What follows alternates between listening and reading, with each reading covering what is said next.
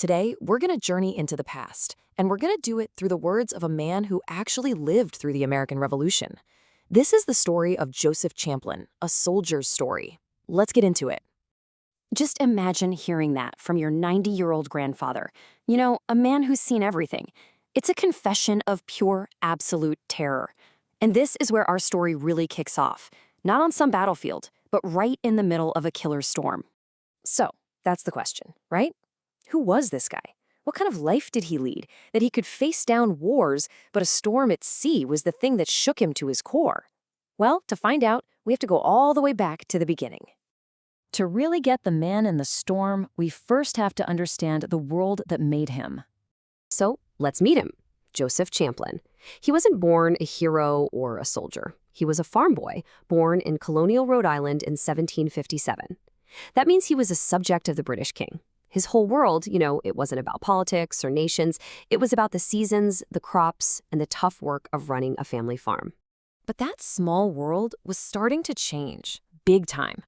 As Joseph grew up, he started hearing the adults whispering, arguing really, about things like taxes and fairness and a king far across the ocean. And what's so amazing is how he described it. He didn't see it as a political debate.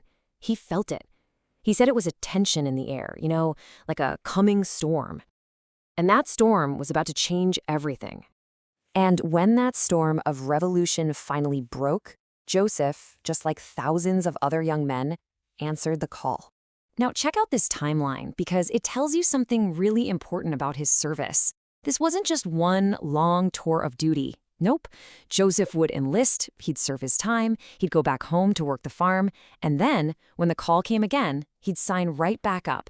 He did this 5 separate times. This wasn't some brief adventure for him. It was a deep, recurring commitment to the cause. And he served in 2 totally different ways. See, for most of the war, he was in the local militia. Think of it like being a part-time citizen soldier. You're called up when the threat is near your home. But his last tour, that was different. He joined the Continental Army, the real deal, the full-time professional soldiers fighting under George Washington himself.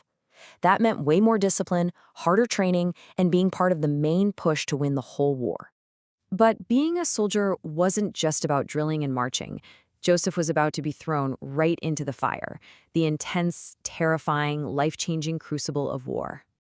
Okay, so picture this. It's August 1778. Joseph is right here, at a place called Howland's Ferry in his home state of Rhode Island.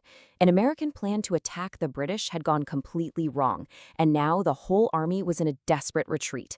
And Joseph's unit, they got the toughest job of all, the rear guard. They had to stand and fight to buy enough time for everyone else to escape. I mean, can you even imagine the pressure in that moment? Everything has gone wrong. Your friends are running for their lives. And you have to turn around and face the enemy that's chasing them down.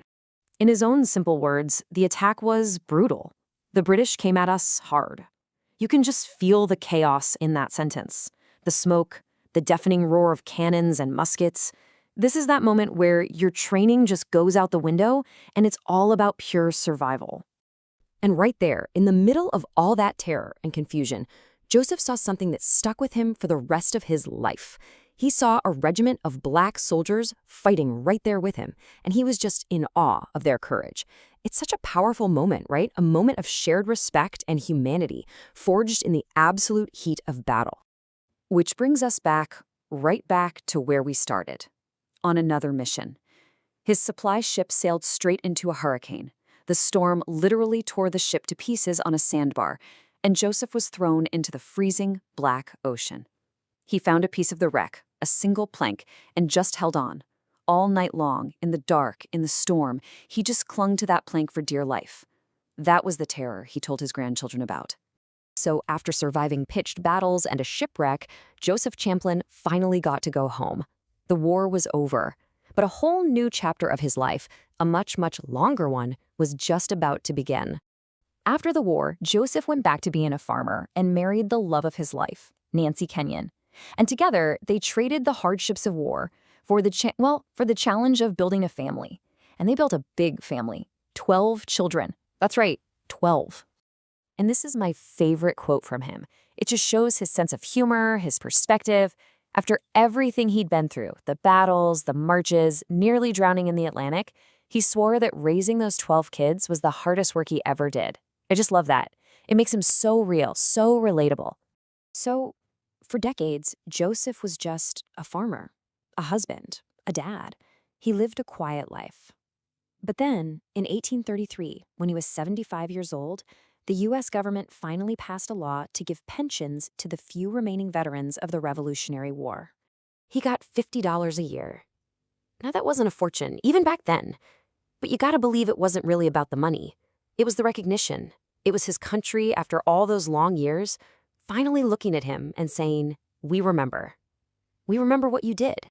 So, as this man reached the end of a very long life, a life where he'd seen a country born and grow up, what did he want his grandkids, and maybe us, to know? What was his final message? Well, he basically boiled down 90 years of living into a few simple, timeless truths. He knew family was everything, because that's what he was thinking about, clinging to that plank in the ocean. He knew the value of hard, honest work, from a lifetime on the farm. From his time as a soldier, he knew that real courage is about standing up for what's right. And maybe most important of all, he wanted everyone to understand that freedom isn't just some idea. It was bought and paid for with the blood and sacrifice of his generation.